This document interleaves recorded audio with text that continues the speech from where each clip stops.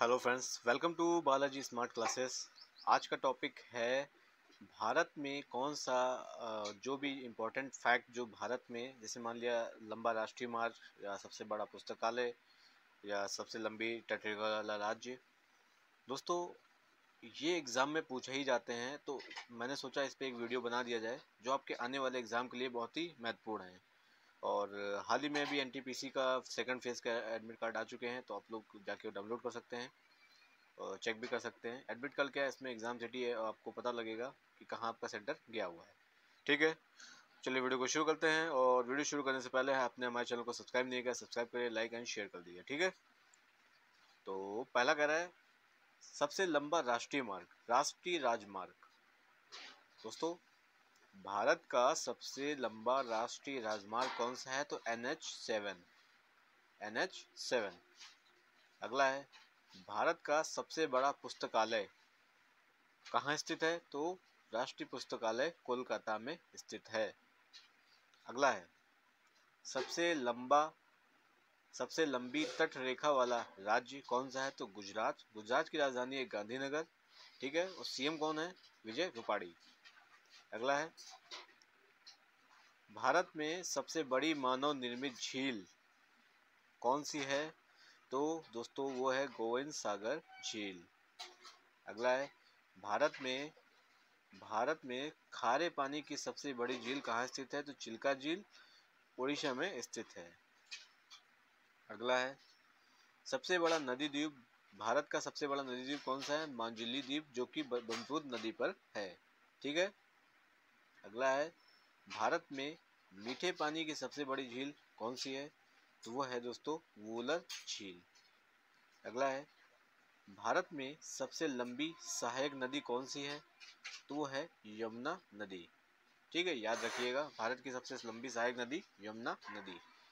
अगला है दक्षिण भारत की सबसे लंबी नदी गोदावरी। ठीक है।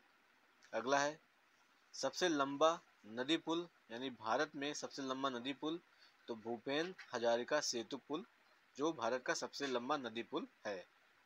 अगला है भारत की सबसे लंबी नदी कौन सी है? तो गंगा नदी, और चौड़ी नदी है गोदावरी। ठीक है, सबसे चौड़ी गोदावरी और सबसे लंबी गंगा नदी। अगला है भारत का सबसे लंबा बांध हीराकुंड बांध, और सबसे ऊंचा है टिहरी बांध। ठीक है। अगला है भारत का सबसे अधिक आबादी वाला राज्य उत्तर प्रदेश, और सबसे कम आबादी वाला राज्य है सिक्किम। अगला है क्षेत्रफल की दृष्टि से सबसे बड़ा राज्य राजस्थान। ठीक है। अगला है जनसंख्या की दृष्टि से सबसे छोटा राज्य सिक्किम, अभी मैंने बताया आपको जो कि।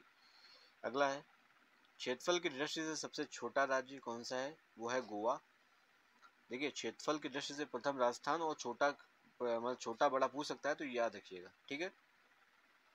अगला है भारत की सबसे लंबी नहर कौन सी है? तो इंदिरा गांधी नहर, याद रखिएगा। अगला है भारत का सबसे अधिक आबादी वाला शहर, तो वो है दोस्तों मुंबई, महाराष्ट्र। और अगला है भारत का सबसे बड़ा प्राकृतिक बंदरगाह, तो वो है मुंबई, महाराष्ट्र में स्थित है। ठीक है। अगला है भारत का सबसे लंबा समुद्र तट, तो Marina beach, Chennai. Very very most important है। और दोस्तों, वीडियो पॉज करके नोट्स बनाते चलिएगा। चलिए आगे चलते हैं, अगला देखते हैं हम लोग। ठीक है दोस्तों, ये भी जो मैंने स्लाइड ले रखी है, ये भी बहुत ही इंपॉर्टेंट है, याद रखिएगा। अगला पहला क्वेश्चन कह रहा है इसमें एशिया का नोबेल पुरस्कार किसे कहा जाता है? तो रेमन मैग्सेस पुरस्कार को कहा जाता है।